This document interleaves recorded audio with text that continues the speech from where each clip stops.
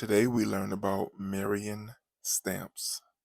Be sure to give this video a like, a share, and subscribe to the channel. Okay. Talk to me a bit about the Panthers and Fred Hampton. You remember the party? I guess my first real experience in the movement came out of being involved in the Black Panther Party. I remember once having gone to the headquarters and taking my children, how excited I was at meeting Fred Hampton and really getting a real feel about what the 10-point platform was all about, and coming home trying to explain that to my mother. And her first about, they killing police, the whole thing. That's a game, the whole bit that the public thought the party was all about.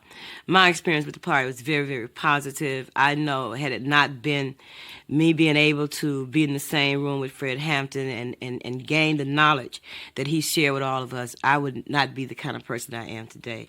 I ran the food program, the breakfast program on the north side for the party. Have to get up every morning at 6 o'clock. Fred Hampton didn't want you to give kids powdered eggs. So you had to make sure that you had real eggs, real grits, real everything, okay? But that experience and dealing with those young children at that time in the morning made us all feel better, and the children feel better, because we knew that those children went to school, first of all, full. And secondly, they had already gained some knowledge before they went into that classroom, so it wasn't going to be as easy to miseducate those children as it would have had they not come to the program. Let me know in the comments your thoughts about the Black Panther Party as well as the organizations that they created, such as the free lunch program. And I think that if we would just look at today, what is happening, if it had not been for the party, we would not have free health care. If it had not been for the party, we would not have free breakfast programs. All of that came out of the Black Panther Party. Was your mother's reaction to Hampton and the party fairly typical for the black community? Yeah. Many black people initially was very, very afraid of the Black Panther Party, because you got to understand that before the party came on the set, most of us was into a nonviolent Dr. King, Whitney Young kind of framework of reference in terms of our blackness. But then here you found some brothers and sisters saying, first, look, the United States Constitution guarantees us the right to bear arms and to protect ourselves. And we understand that we need protection in the black community. And it's our responsibility to protect black women and black children, not the police, because the police is not here to serve and protect us, only to continue to enslave us. It is our responsibility to see to it that our people have a decent place to live, decent food to eat, and quality health care, not the system. So that frightened a lot of people. I mean, they didn't think that it could happen. They didn't think that it was right. They didn't believe that this is what democracy was all about. But in fact, the Black Panther Party practiced democracy in the American way better than the Americans did it. So, you knew Fred, obviously. Oh, I love Fred Hampton. I mean, I have, there are very few black men. Okay, I love Fred Hampton. I love Fred Hampton. There are about 4 black men in my lifetime that I can say I truly love. One of them was Professor Ed Marksman, Tranquility Phillip, Fred Hampton, and my daddy, and in that order. I think that Fred Hampton represents the epitome of black manhood, because, first of all, he had so much respect for black women and black children. I mean, this was a brother that you just knew from being in the room with him that he loved black babies. Period. If Fred Hampton was living today, the problems we're having in the black community, we would not have them. He would not tolerate it. He would not tolerate black men selling drugs. Fred would not tolerate sisters standing on the corner selling their bodies for a tooth. Okay? We don't, and because he would not have tolerated that, then those of us who were in the party would not tolerate it either. So we lost. I mean, when they murdered Fred Hampton, we lost. And we gotta, and the one thing that we gotta do is that we gotta make sure that we tell the next generation the truth. so that they can understand that all of these so-called role models they put in front of our faces, they are not the ones. Now that you've gained a little bit of an understanding of who Fred Hampton was, judging by this young lady's words, tell me in the comments your thoughts about him. It's all right to talk about Air Jordan, but running in the air ain't gonna save us, okay? And even that thing, see, now, white folks are so determined to destroy the next generation. They understand that for the most part, they have already gotten us, okay? So they're working on the babies, and it's always been that way, okay? So now they give us phony heroes and phony role models. If a Fred Hampton would emerge right now, it'll throw this country in total chaos. I mean, you got to understand how frightened J. Edgar Hoover, head of the CIA, how frightened he was of Fred. He himself said he was a black messiah. So if they know, we know, okay? So I just love Fred Hampton. I love Fred Hampton because of what he was, what he believed in, what he practiced. You wouldn't. I have never seen Fred in contradiction in anything that he believed in. That's real important. I have never seen Fred move in an unprincipled manner. That's real important. I understood clearly Fred had a moral code of conduct by which he moved and operated out of. That is real important. So I feel blessed having been around and fortunate to have been in his presence and to have gained the information and the knowledge that I gained from him. I feel cheated that white folks murdered him. And I'm not going to ever forget that, and I'm not going to ever forgive that, because the only thing that Fred was about was power to the people. And we have a right to have that kind of power, so we struggle through it, we'll survive it, but we can't never forget that, and it's interesting that we fought to get Dr. King's birthday a holiday, and we deserve that, and Dr. King deserved that. But I think that as we began to write our own history and tell the whole story, then one of the things we have to tell our children, it is your responsibility to understand who you are, where you came from, where you got to go.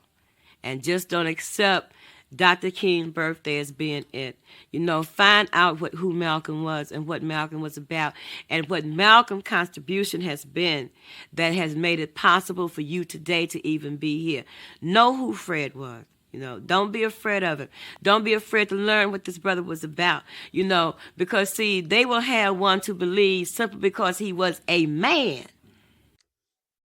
For the most part, we know the contribution of Brother Malcolm, as well as the contribution of Fred Hampton and Martin Luther King.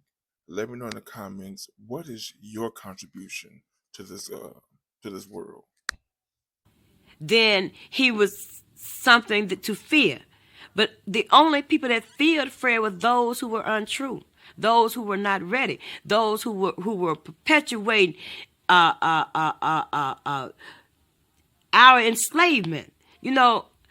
Those who knew Fred did not fear Fred. They loved him, and it wasn't a Jim Jones kind of love, okay?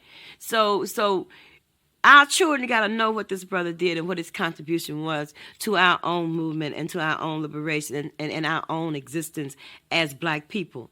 And if they just understand a little of that, if they understand just 2 or 3 points of the 10-point platform that govern the Black Panther Party, then they'll understand why they go into institutions of higher learning.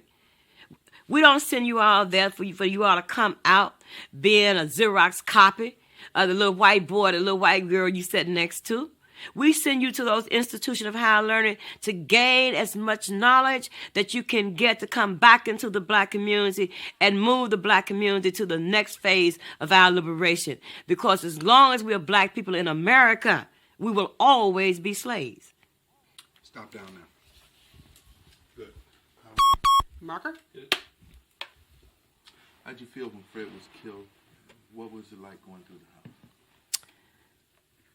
I will never forget when Fred Hampton was murdered.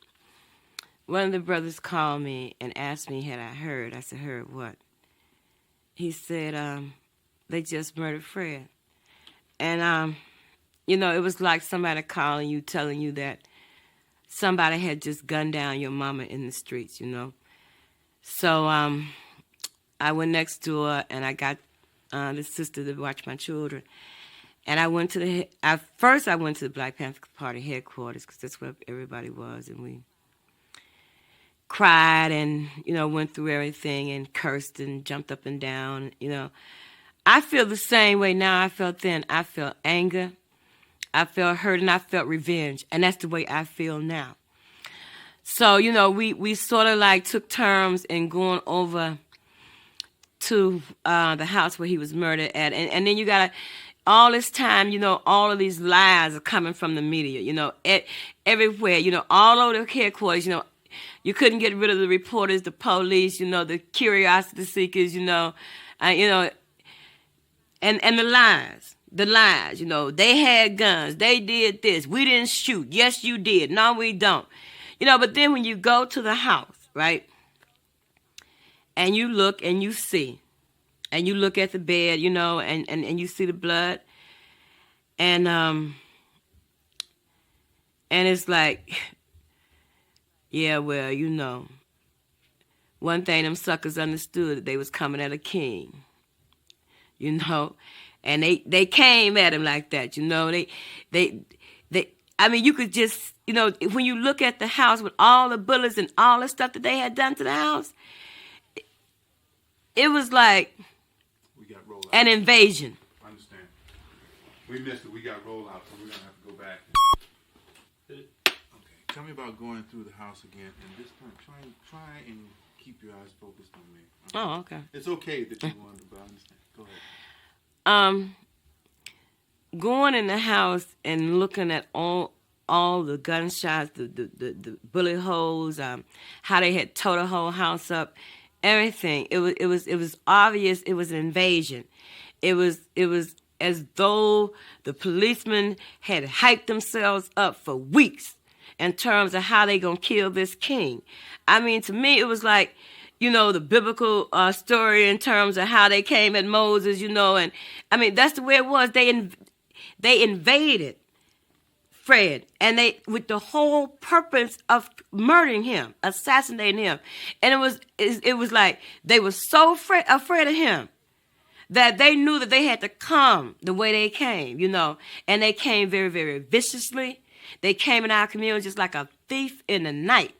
And they just snatched Fred's life just like that, and it's just like, why?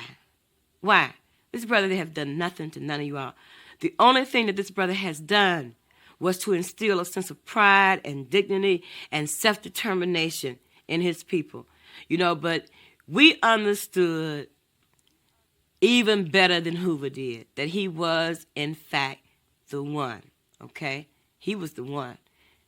And because we know he was the one, we know that there are some others, And that's why it's real, real important that we have to protect our babies, the born and the unborn, because we don't know which one of them is a Fred Hampton, a Malcolm X, a Dr. King, a Harriet Tubman, a Sojourner Truth, or a Marion Stamps. We don't know.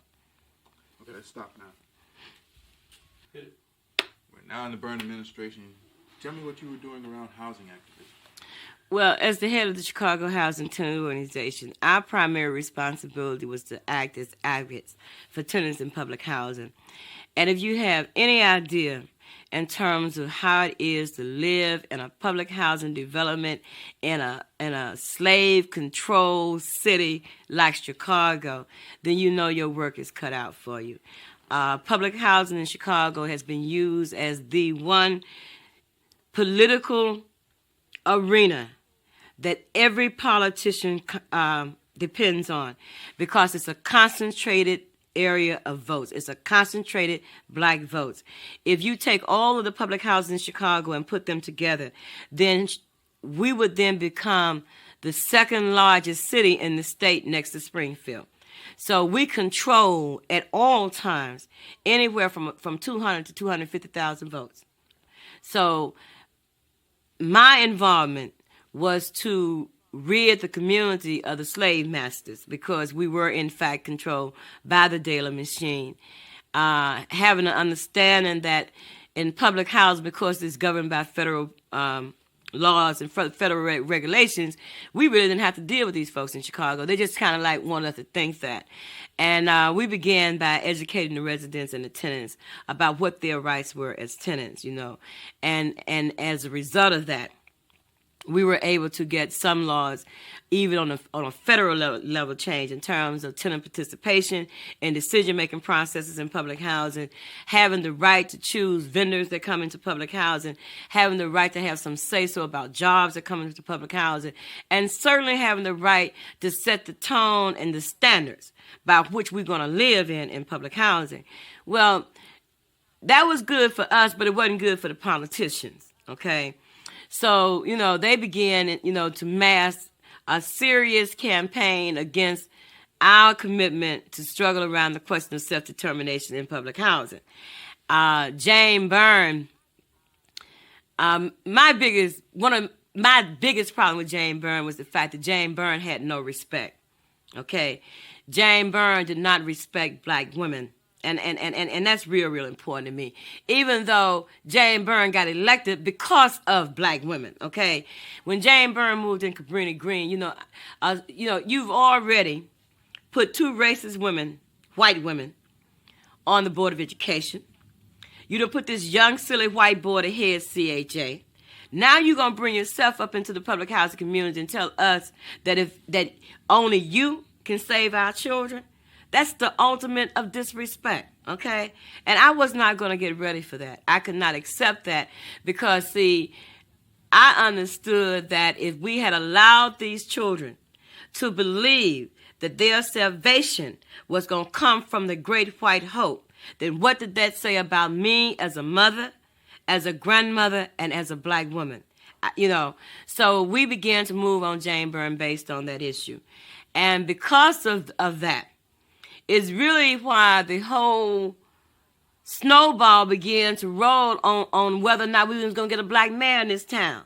You know, because myself, along with folks like Lou Palmer and some other people, were just hollering about, you know, this woman is just too disrespectful, and it's time for us to stop dealing with these white folks. They ain't going to never respect us. It's time for us to get one of our own. Understanding we had the numbers. We had the numbers in public housing. All you had to do was convince people in public housing that they held in their hands the balance to determine whether or not we can elect a black mayor in this city. But you just couldn't walk up to them and tell them that, because we are very fragile. We were very fragile then, and we're even more so fragile now. So we had to figure out what the plan was. And we just began to devise the plan, and we moved on the plan. And because we moved on the plan, we got what we wanted. And that's what that whole Harold Washington piece was about. Had nothing to do with the man. It was the plan. In fact, I can remember one Sunday in a meeting with Renard Robinson and all of the bigwigs in this town. You know, the who's who or who running it in the black community, right? And it was real, you know, it was a good meeting. You got a good feeling. You know, anytime you go in a room and you aren't getting locked out the room, you know, you get a good feeling about that, okay? And it was happened to be one of those meetings where they dared not lock me out, okay? And we were in a meeting, and by this time we had set up voter registration in every public aid office in this city, in every unemployment office in this city, everywhere we could set. We did voter registration, okay? Because, see, initially, when some of us became very, very serious about the black mayor question, we did the lead work that we were supposed to do in terms of identifying some candidates, one of them being Harold Washington. And his response to us was that unless you can get 50,000 new registered voters, I don't even want to hear it. So, you know, we came up with 250,000 new registered voters. Do you want to hear it now, brother? You understand what I'm saying? So this particular meeting on this Sunday, we were coming frustrated. You understand what I'm saying? Because we had gone through a whole series of stuff with Jane Byrne. I mean, from 1981 until the beginning of 83, I went to jail at least 8 times on the Jane Byrne, the black mayor, the disrespect, the self-determination question, okay? And I was just kind of like tired. What are we going to do? So we're at this big old meeting at Robert's Motel. I never forget it. I never forget it. And everybody's going off and everybody's frustrated because we wanted Harold to run for mayor. Harold had not committed himself. And my position at that time, and Renaud was chairing the meeting, okay? And Renaud was also the person that had Harold's ear. And I said to Renaud, you know, I don't give a damn whether he run or not, because it ain't the man, it's the plan. And with 250,000 registered voters and the public housing community, we can run a dog in this town and win. So, you know, you ask Harold what he gonna do, we running out of time. Tell me in the comments, what do you think about the plan of the representative of the state that you are living in? And we were running out of time. You got to, you know, you got to build a political campaign when you start talking about taking this town. See, you got to, you know, a lot of people don't understand about Chicago. When they hear Chicago, they think about Al Capone, all that crazy stuff, right? On one hand, and then they think about all the negative stuff that the media print about living in public housing, you know, like the horrors of Cabrini Green and all that crazy stuff, right? But nobody talk about the role that black people at the grassroots level play in keeping this city together. Nobody talks about that, okay? So when we began to push the Harold Washington question, then everybody else had to say, yeah, okay, you're right. You know, because see, at that point, I was glad to be in the meeting, but I had said what I had to say, and I'm getting ready to leave. You know, give me an answer. Don't play no games with me, because, see, my sisters and brothers have been out here day and night registering people to vote, because that's what you said we had to do. Now we ready to move on to the second phase of this plan. We finna take this 5th floor of City Hall. Real simple, okay? So Jane Byrne was key in us taking the 5th floor of City Hall, because if Jane Byrne had not become so disrespectful, Jane Byrne would be the mayor right now. If Jane Byrne had not put those 2 women on that school board, if Jane Byrne had not appointed that board as CHA, if Jane Byrne had not moved up in Cabrini like the Great White Hope, then Jane Byrne would be the mayor right now. She blew it. It was on her, okay?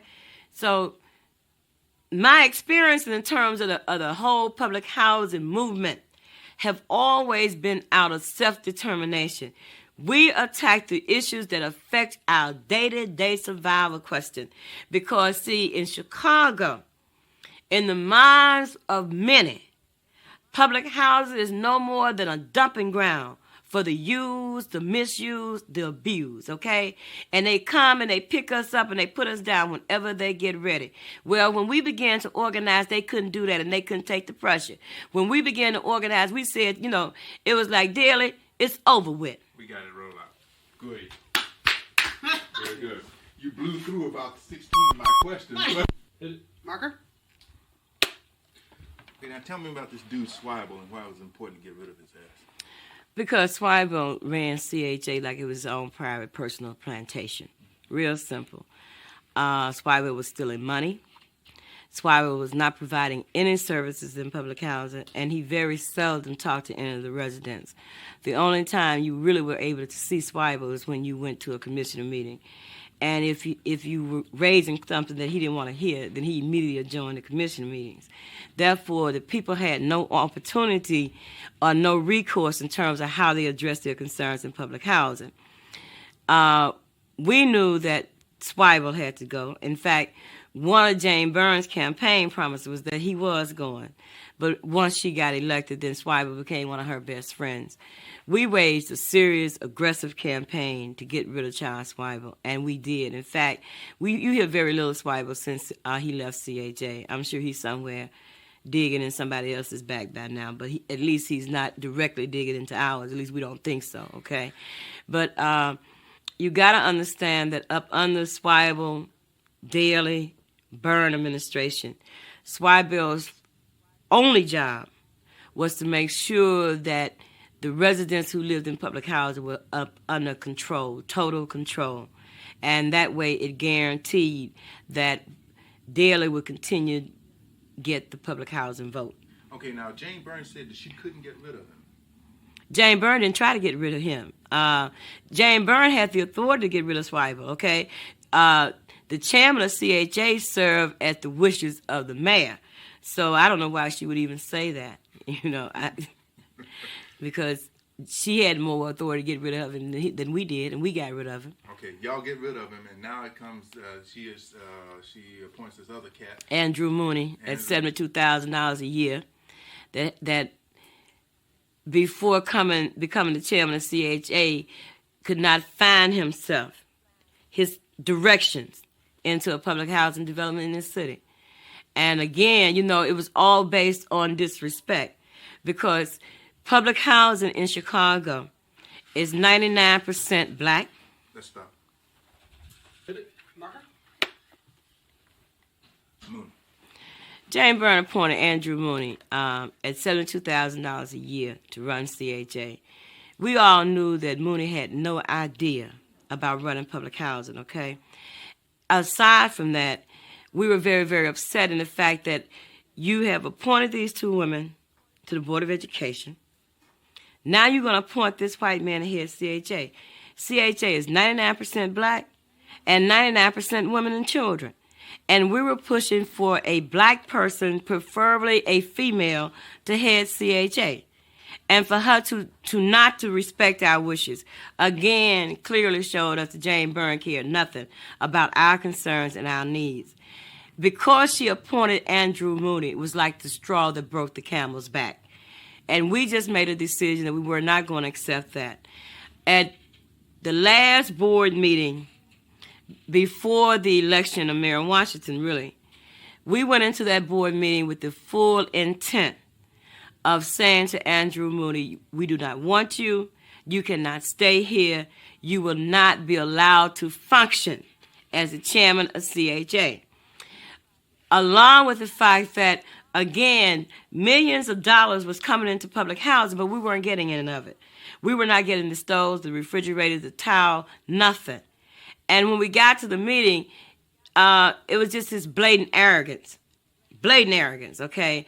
At that time, Renard Robertson, one of the board members, and one of the board members who we respected and we knew that was protecting our interests, began to raise some serious questions in terms of some monies that was being spent in CHA, as well as some new projects they was getting ready to get into. And Andrew just got totally disrespected, respectful in terms of Renard. So, it's like, you aren't going to, I'm not going to sit here and allow you to disrespect this brother. Real simple. The meeting is over with.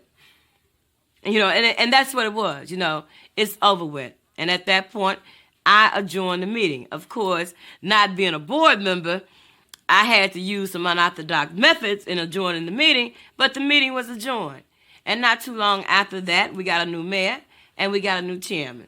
But again, in order to understand the public housing issue in Chicago, you got to understand the politics of the town. And this is one of the most corrupt political systems in the country. There is no politics in the world like Chicago politics. And one would have you to believe now that we are fair, we are loving, we are honest, we don't believe in rewarding our friends and punishing our enemies, but we know all of that is a lie, Give me your definition in the comments of a corrupt political system. We know that Chicago politics, like nowhere else, determines whether you live or die. It determines whether or not your children will go to a good school or go to a bad school. It will determine whether you live in good housing or bad housing, whether you got good police or bad police. And for us, upon all of those administrations, we always got the bad. The bad police, the bad housing, the bad everything. And it was because of, and it is because of, the Chicago politics in this town. And at that time, just like it is now, politicians only see poor people, especially poor black people, as a tool to use in order to further their own self-interest. Let's stop now. Marker? Voter registration. Tell me what went down. What happened in terms of the voter registration here is that we formed a coalition between Slim Coleman's group, Nancy Jefferson group, my group, and another group on the South Side. Got together, went to the legislators, and lobbied so that we could become deputy registers, because before then, the only people who could register folks to vote was the folks that came out the Board of Elections, okay? And they were not making us deputy registers. At the time, we really didn't understand why, but then once you get into the system, you understand that because we lobbied, because we worked to become deputy registers, is the reason that we were able to go into public aid offices, unemployment offices, on the street, in front of jurors, wherever, and register folks to vote. And that was very key then, and it's very key now, because a lot of times the system, they already know how many numbers they have to win an election. They don't want those numbers to increase nor decrease, because that will change the balance, right? By us becoming deputy registers, we immediately change the balance, okay? Because now we are registering folks, and it's staying the reason the people that register you to vote are the folks that you're going to vote for. And the politicians understood that. And they were very, very afraid of that, because they knew that if the grassroots community were the one that was out there saying to the people in the community, look, you got to register to vote. It is your responsibility for you to be a registered voter. Then they also know that when we came back to those same people and said, okay, it's time to go vote, and who you supposed to be voting for, then we changed. We then got control of the political apparatus in this town.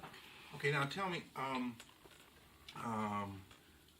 what did you do during the Washington campaign? What was your role in it? I was very, very involved in Mayor Washington's campaign, even before Mayor Washington decided that he wanted to become the mayor, okay? Part of it came out of the whole voter registration drive that really we launched. Some of it came out of just the grassroots day-to-day kind of issues that we were confronted in terms of the existing administration. And then just some of it came out of my responsibility as leadership. You know, because see, the one thing that I think all of us tend to forget, and that is, as a leader, okay, what is your responsibility to the masses? What are you supposed to do? What do they expect for you to do? And the one thing they expect for you to do is just make things better. Give them a sense of direction in terms of how do you make things better. And we understand that politics can, if you got the right folks in place, make things better. So my whole role in Mayor Washington's campaign was to make sure that we get a black man elected mayor. I wasn't as much concerned about whether or not the black man was Harold Washington or Lou Palmer or Jesse Jackson, you know, or some brother from the hood. Let me know in the comments, what do you think needs to happen for better to take place? Because we had the votes, so it didn't make any difference who it was. We had the plan. It was just a matter of just getting a man. I'm glad that the man was Harold. I think that because it was Harold, it was easier to sell. Okay, he had the political experience, he had the name recognition, and he had the charisma. All right, to generate and motivate where we left off from. Okay, now how'd you feel the night he was the primary? Oh, baby. The night that Mayor Washington was elected, we took over. Our community, because that's what that election was about. The election was about us gaining control of our own community. Real simple. And the night that Mayor Washington was elected, I mean, the people in Cabrini, it was a major celebration. It was a major we did not go down to the hotel. We stayed right here in our community. We were in the middle of the street all night long, throwing up all leftover literature and newspapers and anything else that we could find. Finally, people just got together, passed the hat. We went and got food, drink, and everything. We had a celebration. And we wanted it to be that way. And the reason that we did not go down to the hotel because the people were here. Okay. And we wanted to be with them. We got to roll out. Okay. And then give me that, and then This will be I want take 8. To hook the gang story together, I want to go back to Cabrini Green for you to tell me the story again about how y'all actually solved this gang war. Oh, yeah, we did that. Okay. Okay. Doing it now. All right. Marker. Go ahead about the Washington campaign. The one thing about Harold's campaign is that it took a lot out of us, okay? Because the campaign divided. It divided mothers and daughters. It divided fathers and sons, aunts and uncles, because a lot of black people, particularly middle-class black people, okay, they made it because of the regular Democratic Party and their alliances to the regular to the machine, okay? And they did not believe that we could elect a black mayor in this town. And it's like, you all are messing things up. You know, you're messing it up for me and mine and for the next generation to come, because we'll never have a black mayor in the city of Chicago. And if I get involved in it, I'm going to lose my job. There was a lot of intimidation going on from the top to the bottom, from the bottom to the top. The Harold Washington campaign was not a easy campaign. I mean, people not only were intimidated, people were actually attacked because of their support of Harold Washington. All right. So we learned a lot as a result of that whole campaign. You know, we understood that because of our desire to make it better for the masses, we were in fact creating some internal family problems. And we had to address those problems at the same time trying to win an election. So you had to grow from that process. You had to take the time to sit down at the table and explain to that brother who's been working for Streets and Sand for 20 years that has enabled him to send all 6 of his kids to school. It ain't going to stop. It's just going to get better. Now it means that when your children come out of that institution, your child will have an equal chance to the job. You know, we had to convince a lot of black people that it was in the best interest of black people first and other people in general that we elect Harold Washington as mayor. Okay, stop. Let's stop.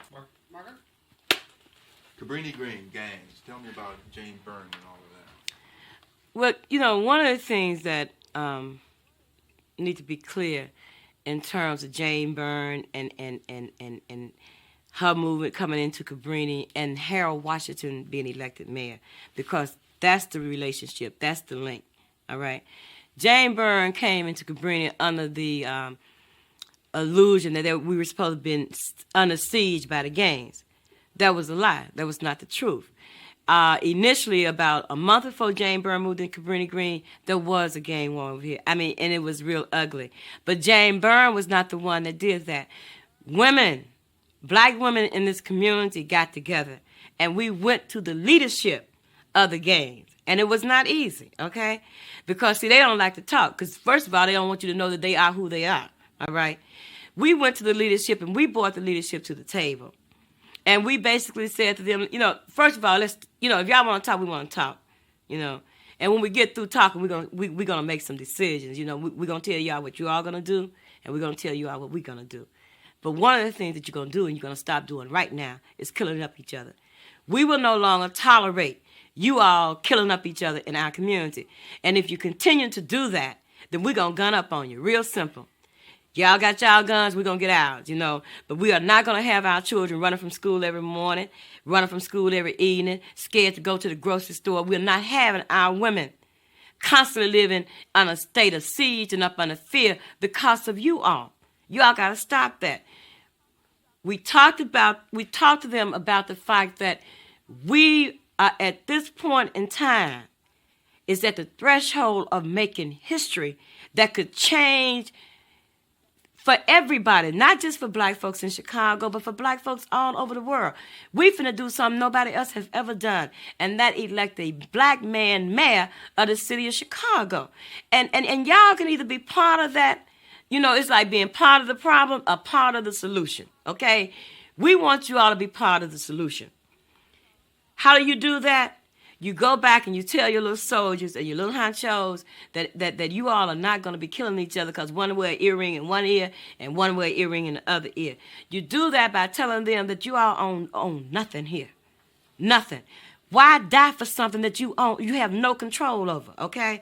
And we are the ones that brought those brothers to the table and talked to those brothers and told them, we ain't into no anti-gang thing. That's not our method of operation.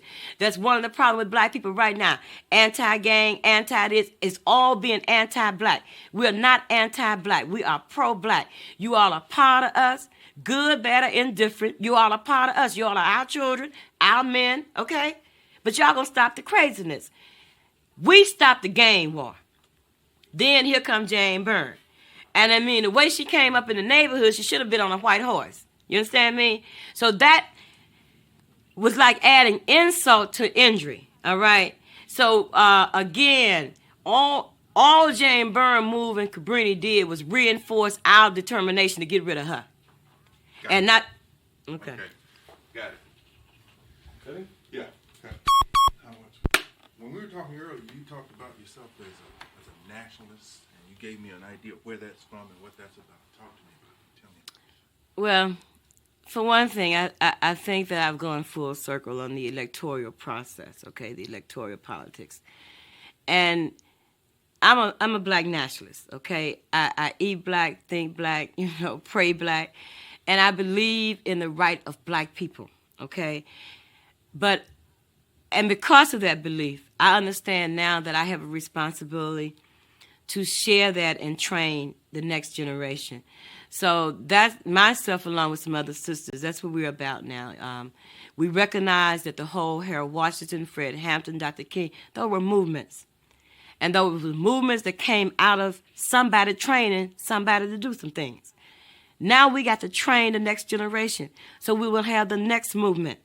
We got to make sure that our children understand that it was Harold Washington yesterday, it was Jesse today, it's going to be you tomorrow, and it's going to be the White House the day after that, okay?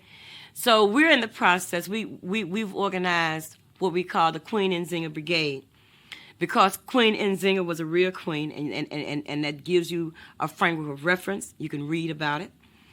And because of the fact that I am so convinced that the Black Panther Party had the correct position and the correct line for our people in America, that is almost, it would be almost unreal for us not to train the next generation in terms of what the party was about. The only thing that I'm doing different is the fact that I'm training sisters only. And I'm doing that because as a black woman, I know what makes us tick. I know what it takes for us to survive. I know that because I've been a teenage mother. I've lived in public housing. I've been on welfare, but I also have a bachelor's degree. And I've been running an institution for 17 years, so I know that. And I know what it is that we need in order to guarantee that the next generation will understand that you got to dare to struggle, dare to win. If you don't dare to struggle, you don't deserve to win. Real simple. Do you think Malcolm had a message for black women? Oh, baby. Tell me. Malcolm's message to black women was his practice in terms of how his relationship with Betty Sabaz was, his own wife. I read, it was a piece that I read about Malcolm. I can't even recall it right now, but I wrote it. I got to find it because when I graduated out of college, I had to write a paper.